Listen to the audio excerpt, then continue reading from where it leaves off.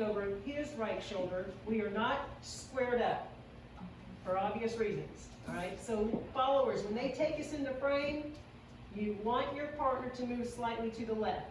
Do not follow them. So when they step forward, they step to the outside of us. Okay? Notice where he sets something in here so you can see that. Takes us in the frame.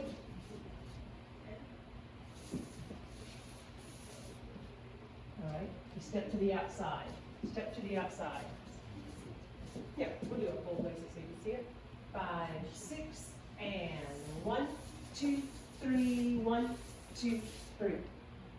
So if you notice when he's leading me, his first step is to the outside of mine, his second step is in between mine. All right? So you want to hold your frame up. You don't want to look down and look at your feet, because you typically start looking at your partner's feet is what ends up happening. Hold your frame up.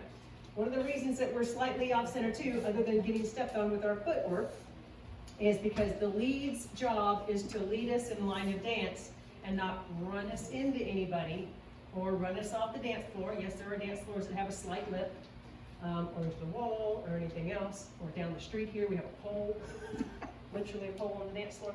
So their job is to be able to see around us. And so I always compare it to like it's driving a car. If I'm driving the car down A1A and I look this way, 90% of the time I'm going to start traveling that way. So it's the same thing when it comes to dance.